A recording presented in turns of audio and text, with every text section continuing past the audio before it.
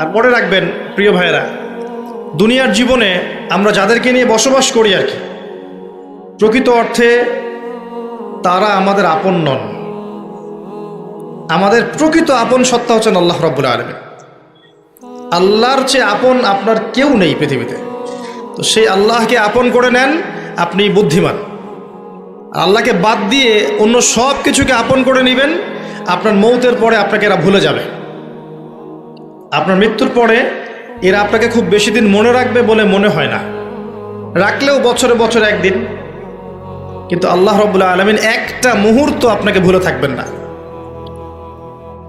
একটা হাদিস মনে পড়লো যে আল্লাহ পাকের কাছে 100টা রহমত আছে, মানে 100 ভাগ রহমত আছে, দয়া আছে, ভালোবাসা আছে। তার মধ্যে 1 ভাগ তিনি সৃষ্টি জগতের মধ্যে দিয়েছেন। ওই যে গাভী তার বাচ্চাকে চেটে পরিষ্কার করে না, কুকুর তার বাচ্চাকে দুধ খাওয়ায় না, ওই 1 ভাগ রহমতের জন্য, 1 ভাগ দয়ার কারণে। বাকি 99 ভাগ রহমত আল্লাহ পাক তার নিজের কাছে রেখেছেন, যেটা দিয়ে তিনি কিয়ামতের মাঠে বান্দার প্রতি রহম করবেন। আমরা আল্লাহর রহমত পাবো ইনশাল্লাহ। প্রয়োজন হচ্ছে তওবা করে ফিরে আসা। পাপ হবেই ভাই, জীবনে চলতে গেলে পাপ হবেই, উঠতে বসতে চলতে ফিরতে পাপ হতেই থাকবে, কিন্তু তওবাও হতে থাকবে ইনশাল্লাহ। যত পাপ তত তওবা, যত পাপ তত তওবা। আপনি ঠান্ডা মাথায় এভাবে একটা কাগজ নিয়ে বসেন বাসায়, কাগজ নিয়ে বসে আপনি হিসেব করেন যে মনে করেন, অঙ্ক করেন, মনে করেন আপনার হায়াত 60 বছর, কথার কথা চলে গেছে 30 বছর, বাকি আছে কত বছর? 30 বছর। শেষের 5 বছর মাইনাস করেন। এই 5 বছর আপনি চাইলেও মনের মতো আমল করতে পারবেন না, ঠিক আছে? শরীরে শক্তি থাকবে না, আপনার রোগ ব্যাধি থাকবে, ডায়াবেটিস, ক্যান্সার, হার্ট স্ট্রোক ইত্যাদি। নাউজুবিল্লাহ, আল্লাহ পাক হেফাজত করুন। থাকতে পারে, সম্ভাবনা কি বেশি না? 25 আছে আপনার কাছে, 25কে আপনি মাস দিয়ে গুণ করেন, দিন দিয়ে গুণ করেন, দিনের হিসাব পাবেন, পাবেন না? এখানে দাঁড়িয়ে হিসাব করেন আগের জীবনে কোন বছর থেকে আপনার নামাজ ফরজ হয়েছিল, কত বছরের নামাজ আপনি পড়েন নাই, কত বছরের রোজা আপনি রাখেননি, কত জাকাত ফরজ ছিল দেন নাই, ঠিক আছে? পাপের যেগুলো পাপ মনে পড়ছে লিখেন। আমি অমুকের সাথে জেনা করেছি, আমি অমুক দিন অমুক অমুক জায়গায় মদ খেয়েছি, আমি অমুককে হত্যা করেছি, আমি অমুককে পিটিয়েছি, আমি কিশোর গ্যাংয়ে ছিলাম, আমি ক্যাসিনোতে গিয়েছি, আমি এটা করেছি, এটা করেছি, লিস্ট করেন। প্রত্যেকটা পাপ দেখবেন, এক একটা পাপের জন্য আপনি আল্লাহর কাছে আলাদা আলাদা করে আল্লাহর কাছে দোয়ায় বলবেন, আল্লাহ আমি ওই পাপ করেছিলাম, আল্লাহ আমাকে মাফ করে দাও, আমি ওই পাপ থেকে তওবা করছি আল্লাহ, আর জীবনে কখনো এই পাপ করবো না ইনশাআল্লাহ।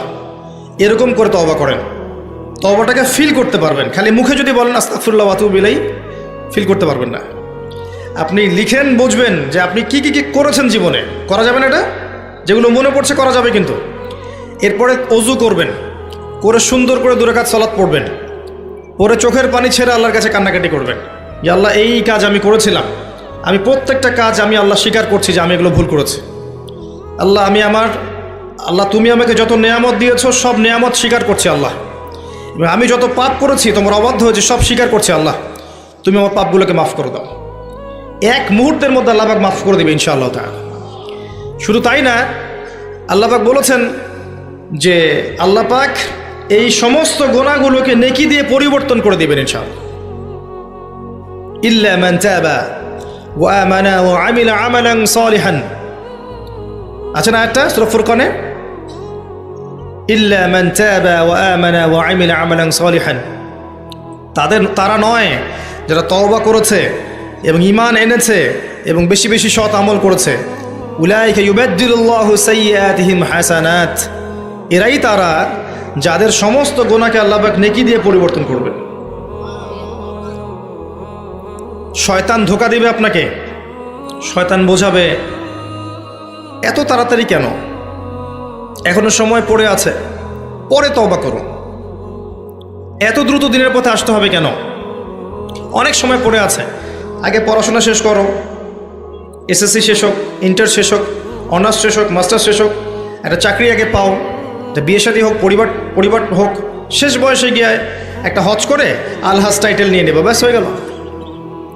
শয়তান আপনাকে বুঝাবে অনেক কিছু। মনে রাখবেন, ইন্নাশ শাইতানা কানা লিল ইনসানি আদুওয়াম মুবিনা, নিশ্চয়ই শয়তান মানুষের প্রকাশ্য স্পষ্ট শত্রু, এর ধোকায় পা দিবেন। আর ইবলিস অনেক স্মার্ট, কারণ তার অনেক বয়স হয়ে গেছে, সে অনেক প্রবীণ এবং প্রজ্ঞা অর্জন করেছে আর কি। সে কিন্তু অনেক স্মার্ট, সে জানে কিভাবে মানুষকে পদস্খলিত করতে হয়। সে মানুষকে নেক সুরতেও ধোকা দিতে পারে। নেক সুরতে মনে হচ্ছে ভালো কাজ করছি আমি, দেখবেন এই ভালো কাজের মধ্যেও দেখবেন ধোকা দিয়ে ফেলেছে, এত স্মার্ট। তো আমি যে পয়েন্টটাতে কথা বলছিলাম যে যুব সমাজকে যদি ইব্রাহিমের মতো, ইসমাঈল আলাইহিস সালামের মতো, মুহাম্মদ সাল্লাল্লাহু আলাইহি ওয়াসাল্লামের আদর্শে উজ্জীবিত হয়ে জীবন করতে হয়, প্রথমে তওবা করতে হবে।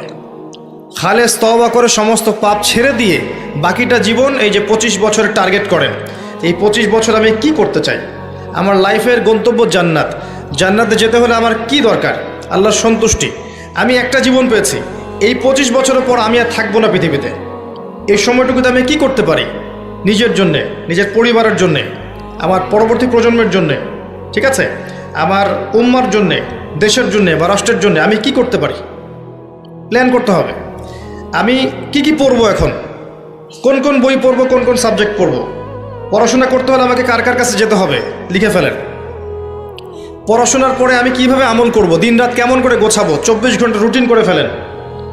তারপরে আপনার রিজিকের দরকার, আমি কি রিজিক চাচ্ছি, হালাল না হারাম, আমি হালাল যাচ্ছি।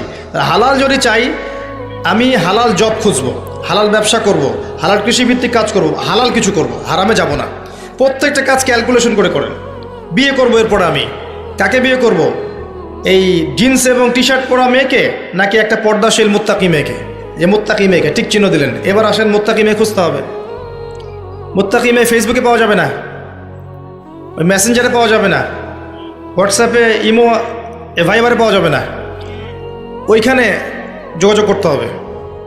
উপরে যোগাযোগ করে বলতে হবে, রব্বানা, বলেন, হাবলানা মিন আজওয়াজিনা ওয়া যুররিয়াতিনা কুররাতা আয়ুন ওয়াজআলনা লিল মুত্তাকিনা ইমামা। সূরা ফুরকান শেষের দিকে আছে। এই দোয়া করতে থাকেন আল্লাহর কাছে, আল্লাহ পাক মিলাই দেবেন ইনশাআল্লাহু আযজা ওয়া জাল্লা। ভুলেও ওই জিন্স এবং গেঞ্জি সংস্কৃতির মেয়েকে ঘরে তুলেন না, এই আপনার পরিবারটা জাহান্নামের টুকরা হয়ে যাবে। এই কাজ ভুলেও করতে যায় না। আর এটাও মনে রাখেন যে সব বোরখা মানেই মুত্তাকি পরহেজগার মেয়ে নয়, সব বোরখার পিছনেই দিনদার মেয়ে থাকে না, এটাও মাথা রাখবেন। ওইখানে কানেকশন করেন, ইনশাআল্লাহ আল্লাহ পাক ব্যবস্থা করে দিবেন ইনশাআল্লাহ। রিজিক কে দেয় ভাই?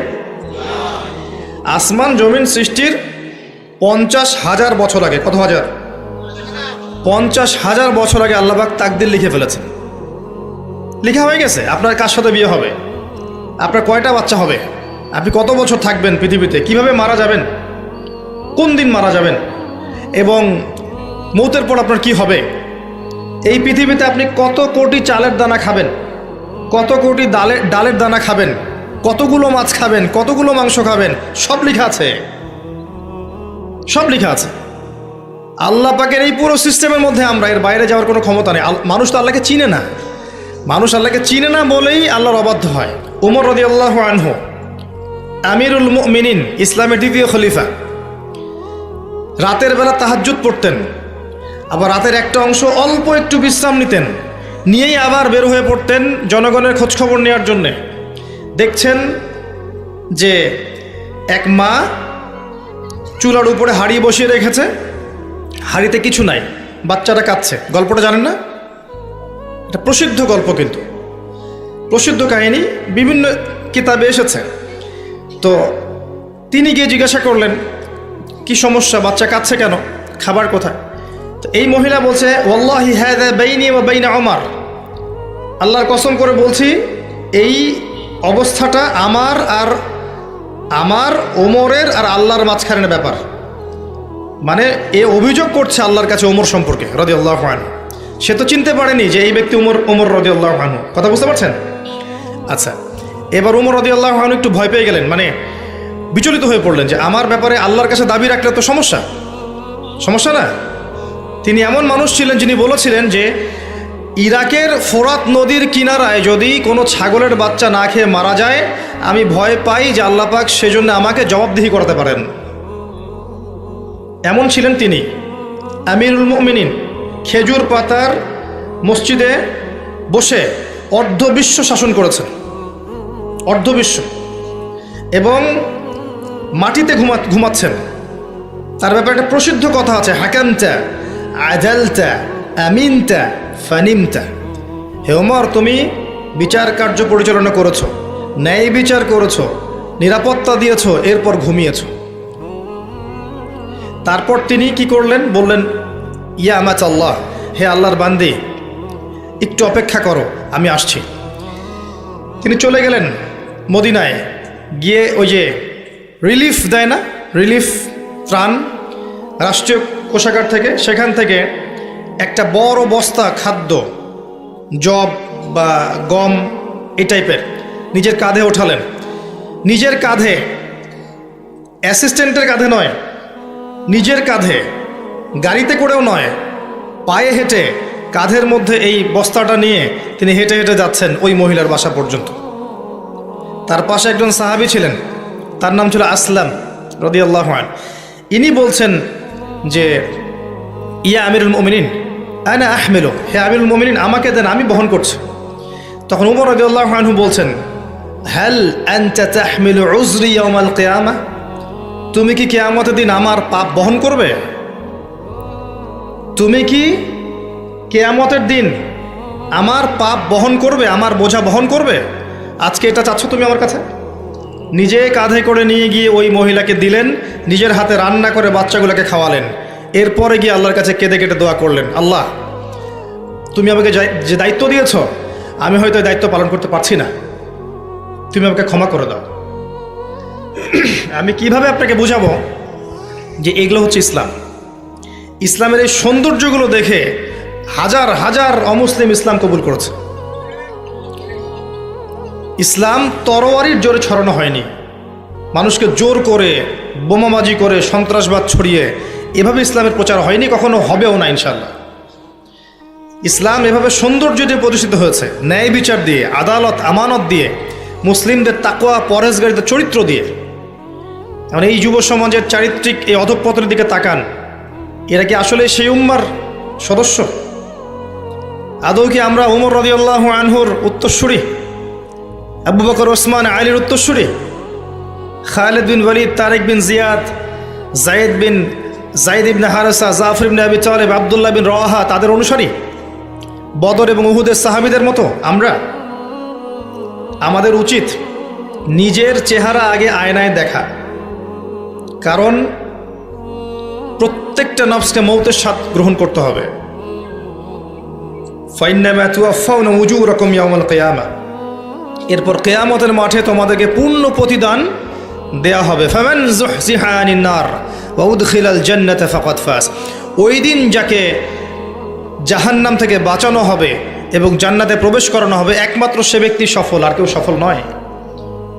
তাই আমি যুব সমাজকে আমার হৃদয়ের অন্তঃস্থল থেকে অনুরোধ করব, এই যে সময় নষ্ট করা, অহেতুক পড়াশোনায় ফাঁকি দেওয়া, আপনার ইসলামের বেসিক জিনিসগুলো না শেখা, কোরআন হাদিস না পড়া, রোজা না রাখা, নামাজ না পড়া, কোরআন তেলাওয়াত না করা, আল্লাহর জিকির আজগার না করা, সারাটা দিন এই যে ফেসবুকিং, ইউটিউবিং, আপনার পাবজি, আপনার টিকটক, এই যে আপনার আর কি আছে, এই যে পর্নোগ্রাফি, আপনার অশ্লীল সাইটগুলোকে ভিজিট করা, মেয়েদের সাথে চ্যাটিং করা, গার্লফ্রেন্ডের সাথে ডেটিংয়ে যাওয়া, জিনা করা, মাদকদ্রব্য সেবন করা, এই যে পশ্চিমাদের নোংরা সংস্কৃতিতে অভ্যস্ত হয়ে গেছেন, আল্লাহর ওয়াস্তে এখান থেকে তওবা করে ফিরে আসেন।